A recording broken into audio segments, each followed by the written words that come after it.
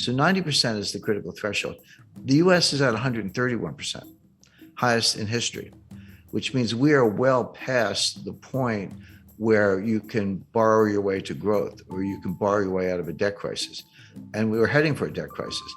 So the way it works is raise interest rates, tighten money, reduce the balance sheet, et cetera, get unemployment up. It doesn't sound like a desirable goal, but that's what it takes. And that's what happened in 1982. Get unemployment high enough so people are buying hamburger instead of steak. They're buying, whatever's the least expensive thing on the shelf, day-old bread instead of new bread, or they're not buying gasoline because they're not going to work, et cetera. That will bring prices down, but at a very high cost, which we just talked about, which is high unemployment and lower productivity. Meanwhile, the U.S. debt keeps going up. We haven't really talked about the debt. That part of it looks like 1981. But if you throw in a global financial crisis, then it starts to look more like 2008.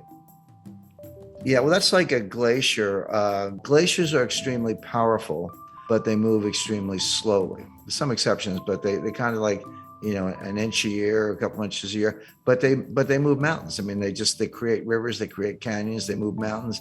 They're extremely powerful, but slow. That's a good metaphor for the impact of debt. And when I talk about debt, in particular with the United States, but you can apply this to any country, I focus on the debt to GDP ratio, because you can't really talk about debt in isolation without thinking about the capacity to pay the debt. And a simple example, if you have a $50,000 balance on your credit card and you're making $30,000 a year and trying to pay rent in New York, et cetera, good luck. You're probably going to go bankrupt or at least default on that card. But if you owe $50,000 on your credit card, but you're making $5 million a year, it's, you just write a check. It's no big deal. My point is, you can't look at a $50,000 debt and decide if it's a problem or not unless you compare it to the income. And if it's too low, it's a problem. And if the income's high, not a problem.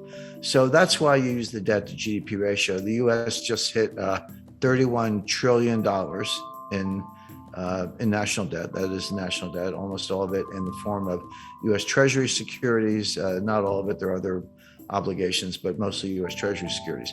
Well, is that a problem or not? Well, one way to answer the question is compare it to GDP, do the ratio. The answer is that ratio is now a little over 130%. What was it in 1980 when Ronald Reagan was elected? The answer is 30%. 30% is completely comfortable. That's like the person with the $50,000 debt who's making millions. No big deal. 30% is comfortable. 50%, yeah, getting up there. Angela Merkel and all her years in Germany, and there's a lot of research to back this up, says that 60% was the limit. And that's what the Maastricht Treaty that created the European Union and the European Central Bank, that was their goal. They said, don't go over 60%. If you do, you're expected to take measures, raise taxes or reduce debt or reduce spending, do something to get that back down under 60%. If you say, what's the critical threshold where, water turns to steam, or, water turns to ice, or something changes in such a way that it's not the same. It's radically different, but it happens very quickly. The best research says the answer is 90%. And this comes out of, Ken Rogoff at Harvard, also Carmen Reinhart, who's now the chief economist at the World Bank. But they've looked at hundreds of cases over hundreds of years. And I like that because it's not just, kind of cherry picking data. Developed economies, developing economies, economies that issue debt in their own currencies, ones that issue debt in other currencies, principally US dollars, et cetera. So, a wide variety of case studies. And they show that when your debt to GDP ratio goes over 90%, your multiplier of additional debt goes below 1. So just to put that in context, at 30%, if I borrow $1 and spend $1, I might get $1.30 of growth. Assuming you spend it wisely, that's a big condition. But you borrow $1 and spend $1 and get $1.30 of growth. Okay, the debt was productive if you put it to good use. But that $1.30 gets smaller and smaller. As you get closer to 90%, it goes to $1.20, $1.10, $1.05. Past 90%, roughly, You borrow a dollar and you spend a dollar and you only get 95 cents of growth. You don't get your dollar back in terms of GDP. And then 90% and 85%, et cetera. So 90% is the critical threshold. The US is at 131%, highest in history, which means we are well past the point where you can borrow your way to growth or you can borrow your way out of a debt crisis. And we were heading for a debt crisis. Now, Stephanie Kelton, she's the big brain of modern monetary theory. She's a professor at State University of New York. She says it doesn't matter. That they always point to Japan. Japan is at 280%, way past any member of the peer group. China's probably higher. China's a little more opaque because they are, but also they don't have as much national debt. If you look at the national debt to GDP, it's modest, but they have an enormous amount of provincial debt, and the banking system is owned by the government or controlled by the government. So when you throw in the bank debt, the state-owned enterprises, the provincial debt, and the government, so that's the real national debt. Stephanie Kelton says it doesn't matter because you're borrowing in your own currency. So if you're Argentine and you borrow in dollars and you print pesos, how are you going to pay the dollars back unless you have huge trade surpluses, which they don't? So they just default. Argentina is a serial defaulter, and everyone expects that. If you borrow in dollars and you print dollars, which the United States does, they're like, "What's the problem? Just print the dollars and pay the money back." Well, that's true. If you print dollars, there's no reason to default on dollar debt because you actually can print the money and buy the bonds. But it doesn't mean nothing else bad happens. What about inflation or hyperinflation? What about the foreign exchange rate? The exchange rate can collapse. And these modern monetary theorists show very little understanding of the international aspects. They treat the US like a closed economy, which it's not. I mean, if it were a closed economy and we didn't have to worry about trade deficits, trade surpluses, capital flows, exchange rates, foreign credit, China owning $1 trillion of U.S. Treasury securities, which they do. If you didn't have to worry about any of that, I think they'd probably still be wrong, but they'd have a better case. But you do.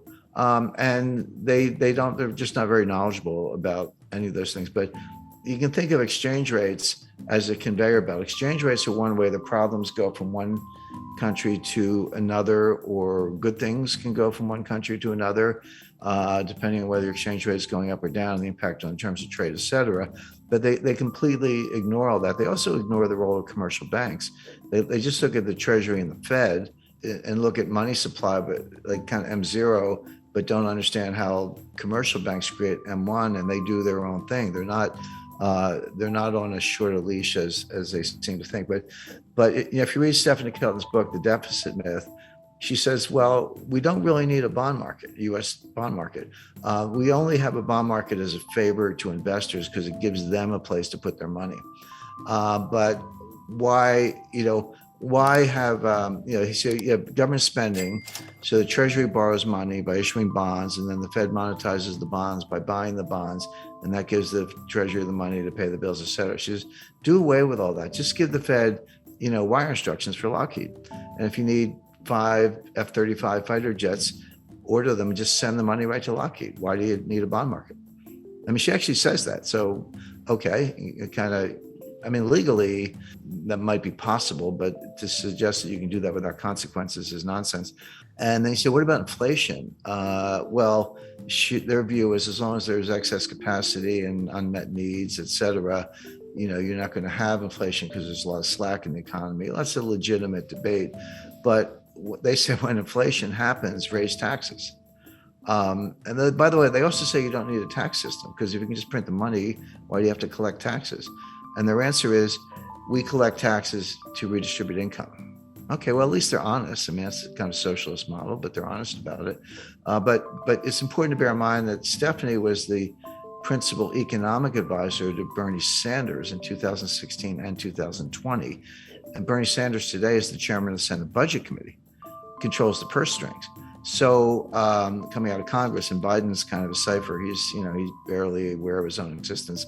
So Sanders is in a powerful position, and she's she's the Bernie whisperer, so to speak, who's behind all this. So if you ask the typical member of Congress, can you define modern monetary theory? They'll look at you funny. They've either never heard of it or they certainly don't know what it means, MMT, But they're acting in accordance with modern monetary theory. Whether they know it or not doesn't matter.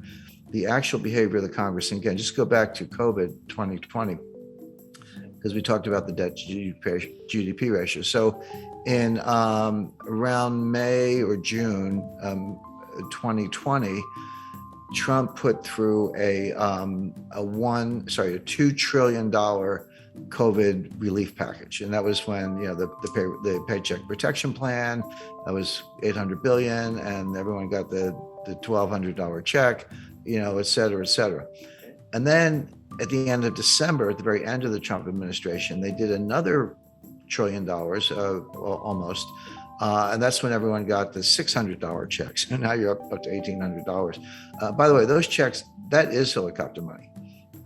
That's, what the Fed does is kind of nonsense. But when it's fiscal policy, not monetary policy, and you're handing out checks, that is helicopter money. And credit to Larry Summers for saying, you're going to get inflation out of this. Well, Biden comes into office in January 2021, and he's like, not to be outdone, he did his own COVID relief package. That was another $2 trillion. And that's when we all got the $1,400 checks. They handed them out. And then later that year, or they did the $1 trillion infrastructure package. And then just to top it off, what did we get recently was the just under $1 trillion Green New Deal, or I call it the Green New Scam. Well, and the baseline budget deficit, before everything I just described, the baseline budget deficit was about $1 trillion a year. So take $1 trillion for 2020, 2021, and 2022. Add on, $2 trillion for Trump's first package, $1 trillion for his second one, $2 trillion for Biden's first package, $1 trillion for the Green New Scam, and I think $1 trillion for infrastructure. That's $7 trillion on top of the $2 trillion baseline budget deficit. So that's $9 trillion piled on top of what was at the time about a $21 trillion national debt. So that's how we got to 30 trillion. That's how the ratio went from 106 to 131. These numbers are mind-boggling, and MMT says it doesn't matter.